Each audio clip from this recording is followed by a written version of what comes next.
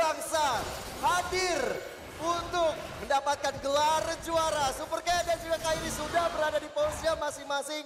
Menarik melihat bagaimana Alice yang diambil oleh Bigetron Alpha di sini bakal membuat scaling bahkan sampai ke arah late game. Yap, dan itu dia yang sudah terjadi di awal-awal. Seperti biasa mungkin cukup santai dulu. Yoi. Cukup adem dulu. Hanya melihat beberapa pergerakan dari masing-masing player lawan. Melakukan farmingan karena di bagian bawah coba lihat. Untuk Alice-nya akan langsung menyerang 2 monster jungle sekaligus termasuk orange buff. Oke, dengan emblemnya sendiri kita bakal melihat ada satu level yang dimiliki oleh Kairi. Ditambah dengan ada Rapture dan Season Hunter. Tapi Moreno seperti dalam ancaman dengan ada Shadow Kill yang diamankan. First blood tercipta untuk anak-anak Onyx. Yap, akankah kali ini Moreno yang menjadi menu untuk mukbang bagi Onyx? Kita lihat saja karena barusan first blood-nya jatuh ke tangan Moreno yang memang menjadi korbannya. Ya, tadi kalau kita lihat dari interview memang Tan Boy Kun ya katanya. Coba sekarang Keyboy sudah memperhatikan gerak-gerik dari Super Ken yang udah level 4. Bahkan retribusinya sudah dia gunakan. Tapi harusnya udah mulai ada lagi ketika nanti Turtle yang pertama segera hadir di Land of Down. Yap, dan untuk sekarang One hadir kembali. One jadi satu hero yang berada untuk di Yasa Snapdragon ini ya. One win rate bagus. Bagus loh. Tadi digunakan juga oleh Saket juga membuat hasil positif ya. Dan sekarang Turtle. Yang pertama sebenarnya anak-anak dari Onyx bakal coba untuk standby di sana. Bahkan men-zoning out di arah XP lane-nya. Sehingga dari Soriso yang agak sedikit terlambat untuk membantu pergerakan ke arah Turtle yang pertama ini. Yap, sementara itu dari area Turtle-nya seperti akan langsung diamankan dan benar. Kairi mendapatkan Turtle pertama, tidak ada gangguan yang begitu berarti. Begitu baiknya perimeter yang diciptakan oleh pemain dari Onyx untuk membuat Bigetron tidak bisa mendekat dan juga masuk ke dalam area dari pit Turtle tersebut.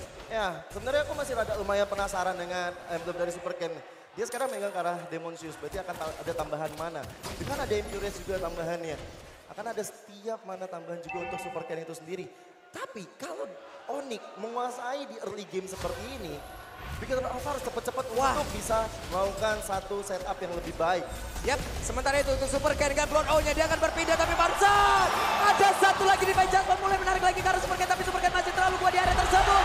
Bahkan Keyboy yang menarik sebuah hal yang sangat-sangat tidak baik untuk tubuhnya. Ya, dan akhirnya Keyboy yang harus ditumbangkan dari pertarungan barusan. Setelah juga ada IMU terhadap satu ultimate dari Moreno. Ini membuat juga ada satu perimeter yang dibangun sehingga buat dari Keyboy tidak terselamatkan. Yap, sementara untuk Keyboy tadi oke lah di Penjasman dia udah menggunakan. Tapi untuk sekarang dari Super Ken sendiri dia punya purple buff. Dia membawa Infuriate. Mananya unlimited pak. Unlimited. Mananya gak bakal habis-habis. Benar. Belum lagi dengan Blood O-nya dia pasti akan nikmat power tujuan. Dan sekarang satu weakness pada terhadap benar saja.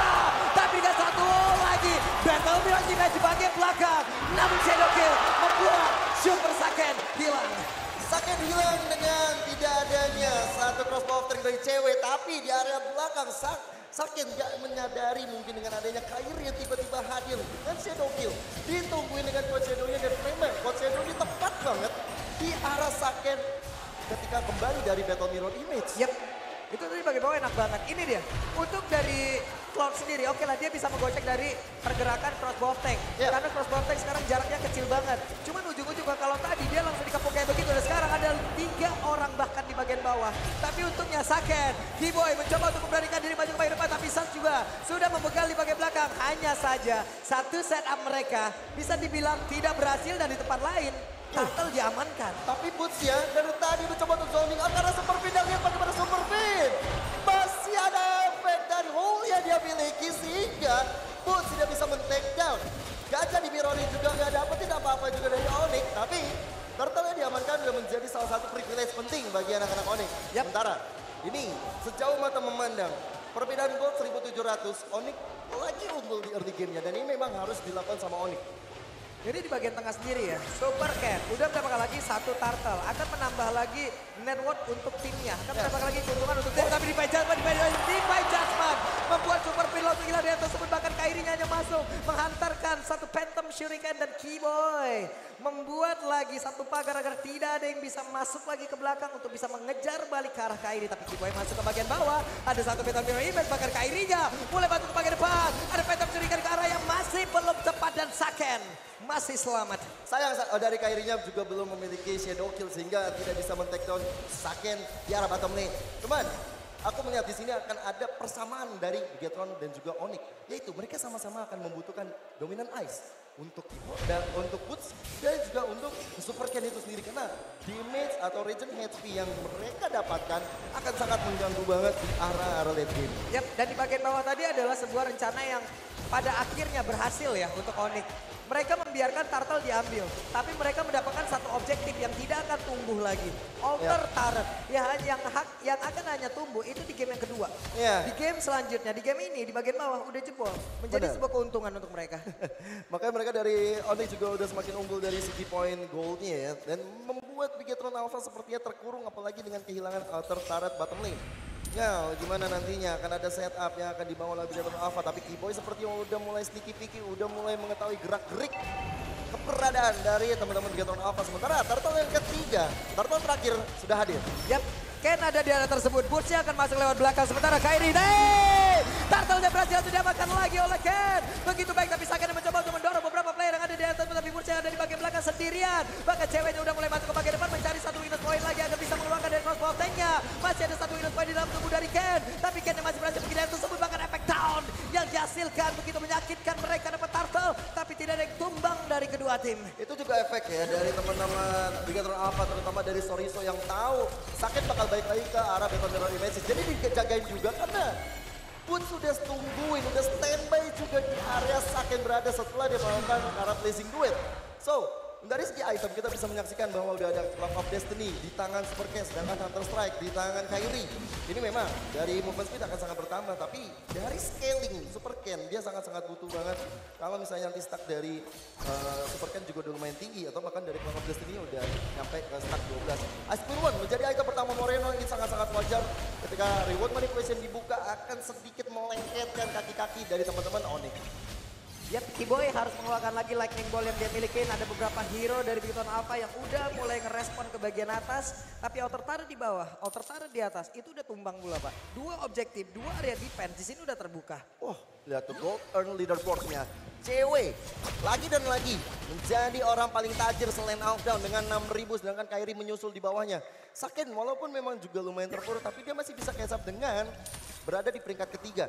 Dan aku melihat tadi bagaimana Super Ken bersama dengan adanya Boots sama-sama mengambil ke arah dominan as. Akhirnya jadi juga item regen HP mereka. Karena kalau misalnya nggak jadi sekarang ini bakal berbahaya untuk satu sama lain. Wajib banget sih, kalau enggak ya nggak bakal kelar-kelar juga loh. Dengan adanya satu item tersebut aja itu nggak kelar-kelar Pak. Pertempuran di antara kedua hero tersebut, apalagi nggak ada itu gitu loh. Di bawah, Sorizo mencoba untuk mendorong mundur pergerakan dari Kairi di tengah. Ada satu wave minion yang harus segera dihilangkan. Sebelum nantinya mereka malah menjadi kesulitan dengan satu total yang hilang. Tapi pinnya tidak ditangkap di crossbow tank udah mulai terbuka. Pinnya langsung menghilang dengan sangat cepat. Bahkan untuk kali ini Kennya langsung ditembak tidak bisa.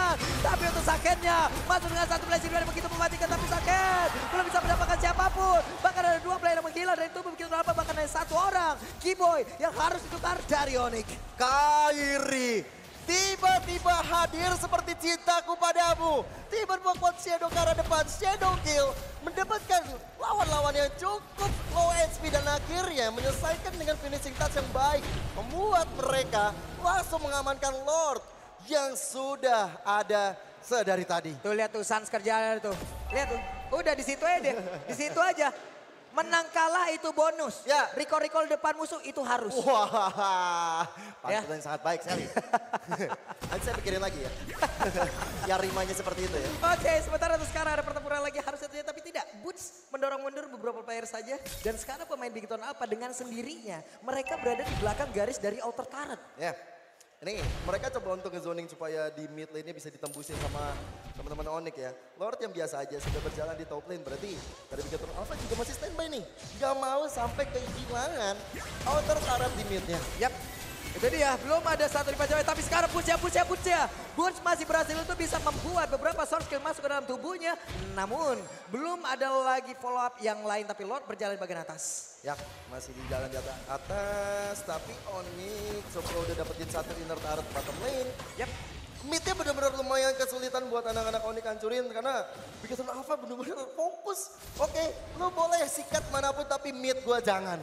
Oke, sementara itu sekarang Hayabusa hanya masuk Quad Shadow, Phantom Shuriken mundur lagi Lordnya sendirian tanpa penjagaan. Lord hanya akan melakukan tugasnya, menghancurkan objektif yang ada di depannya. Boots memancing agar source skill masuk ke dalam tubuhnya, lalu rekan-rekannya akan menyikat lagi pemain Bigetron yang lain. Dan sekarang Kairi. coba lihat, Kairinya hampir saja tertangkap basah di dalam satu pertahanan yang dimiliki oleh Bigetron Alpha, tapi ternyata dirinya masih berhasil kabur dari tersebut. Ya, itu memberikan teori-teori ancaman ya dari Kairi dengan Quad Shadow ke arah depan.